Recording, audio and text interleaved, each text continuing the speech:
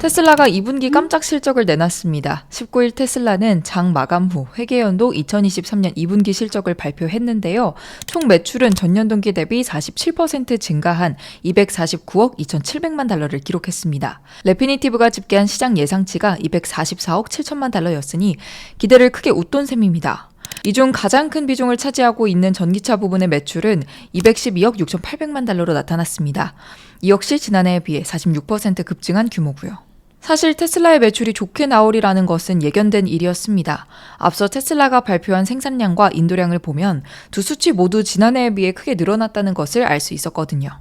구체적으로 생산량은 86% 늘었고 인도량은 83% 증가했습니다. 더 많이 만들고 더 많이 팔았으니 당연히 매출은 늘어났죠. 전기차 부문뿐만 아니라 에너지 생성 및 저장 사업의 성장도 주목할 만한데요. 이 사업의 매출은 15억 900만 달러로 전년 동기 대비 74%나 급증했습니다. 아직 규모는 작지만 에너지 저장 장치 사업의 잠재성을 고려하면 미래에는 테슬라의 성장 동력 중 하나가 될 수도 있겠습니다. 이처럼 테슬라가 영위하고 있는 모든 사업의 매출이 늘어나면서 순이익 역시 증가했는데요. 테슬라는 2분기 총 27억 300만 달러의 순이익을 기록했습니다. 이 역시 예상치를 뛰어넘는 수준이었고요. 매출도 순이익도 늘어났으니 언뜻 보기에는 흠잡을 데 없는 실적입니다. 그러나 시장은 조금 다르게 반응했는데요. 테슬라의 주가는 소폭 밀린 상태로 정규 거래를 마쳤지만 실적 발표 후 테슬라에 대한 여러 우려가 나오면서 하락하기 시작했고 결국 주가는 전일 대비 4.19% 하락한 279.07달러로 하루를 마무리했습니다. 테슬라의 어닝 서프라이즈에도 불구하고 주가가 하락했다는 것은 그럴 만한 이유가 있기 때문이겠죠. 그렇다면 시장은 어떤 우려를 하고 있을까요? 먼저 테슬라의 수익성입니다. 테슬라가 언제나 경쟁업체에 비해 압도적으로 유리한 위치를 점할 수 있었던 것은 높은 수익성 덕분인데요. 이 강점이 훼손된다면 테슬라에게는 치명적일 수밖에 없죠. 그런데 이날 나온 실적에서 실제로 수익성이 악화된 모습을 보였습니다. 2분기 테슬라의 매출 총이익률은 18.2%입니다. 무려 25.1%였던 지난해에 비해서 줄어든 것은 물론 직전 분기보다도 감소했습니다.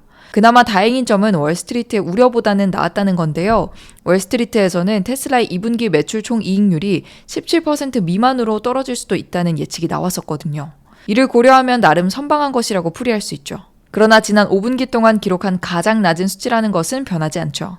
영업마진도 마찬가지로 지난 5분기를 통틀어 최저치를 기록했습니다. 테슬라의 2분기 영업마진은 9.6%로 나타났는데요. 그동안 꾸준히 두 자릿수를 유지하던 영업마진이 결국 10% 이하로 떨어진 겁니다. 특히 테슬라는 지난 분기에 11.4%의 영업마진을 기록한 후 월스트리트에서 엄청난 혹평을 들은 바 있습니다. 그런데 이번 분기에는 이보다도 더 빠진 거죠. 이 역시 예견된 일이기는 했습니다.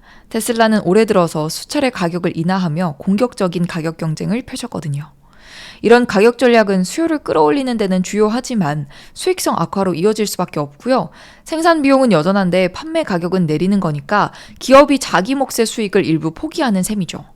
따라서 테슬라가 가격이나 정책을 펼칠 때부터 수익성에 대한 우려는 꾸준히 나왔습니다. 물론 테슬라의 마진은 자동차 업계의 다른 기업들에 비해 여전히 높은 수준입니다.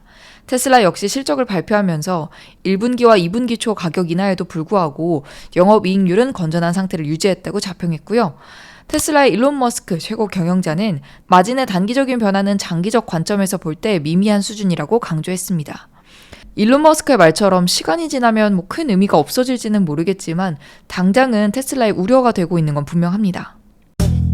또 하나의 우려는 생산이죠. 테슬라의 실적 발표 이후 이를 주시하고 있던 월스트리트의 애널리스트들은 저마다의 감상을 쏟아냈는데요. 눈에 띄는 것은 CFRA의 가렛 넬슨 애널리스트의 코멘트입니다. 마켓워치와의 인터뷰에서 테슬라의 순이익 증가폭은 상당한 수준이라고 칭찬했지만 동시에 다소 밋밋한 실적이라고 평가했습니다. 테슬라가 전기차 생산 목표치를 이전 수준 그대로 유지했다는 이유에서였습니다. 테슬라는 연간 200만 대의 생산 능력을 갖추기 위해 노력하고 있지만 올해 생산 목표치는 여기에 소폭 못 미치는 180만 대였죠. 이 역시 전기차 사업을 하는 다른 기업들에 비해서는 압도적인 생산량이지만 시장의 기대치에는 못 미치죠. 지금도 만족할 수 없는 생산량인데 시장이 기대했던 것과는 전혀 다른 가이던스까지 내놨습니다. 오히려 3분기 전기차 생산량이 2분기보다도 줄어들 것이라 밝힌 거죠. 이유에 대해 설명하기는 했습니다. 공장 설비를 업그레이드하기 위해 가동을 일시 중단하는 것이며 이는 여름의 통상적인 과정이라고요. 충분히 납득이 가는 설명이지만 투자자들이 실망하는 건 막을 수 없습니다. 마지막으로 사이버트럭입니다. 며칠 전 테슬라가 엄청난 소식을 전했죠. 시장의 기대를 한몸에 받았던 테슬라의 픽업 트럭인 첫 번째 사이버트럭을 생산했다고 발표했습니다. 시제품 공개로부터 무려 4년 만에 사이버트럭이 세상에 나온 건데요. 이에 따라 시장에서는 실적 발표 이후 이어지는 컨퍼런스 콜에서 사이버트럭에 대한 소식이 나올 것이라고 예상을 하고 있었습니다. 마침내 사이버트럭이 생산되기는 했지만 테슬라는 아직 사이버트럭의 연간 생산량이나 인도 시점 등에 대해서는 밝히지 않았거든요. 그러나 테슬라가 전한 사이버트럭에 대한 소식은 기대에 못 미쳤습니다. 일론 머스크는 컨퍼런스 콜에서 사이버트럭은 올해 안에 고객들에게 인도되기 시작할 것이라며 내년부터 대량 생산될 것이라고 밝혔죠. 문제는 이 설명이 모호하기 짝이 없다는 거예요. 게다가 가장 중요한 가격에 대한 정보도 빠졌고요.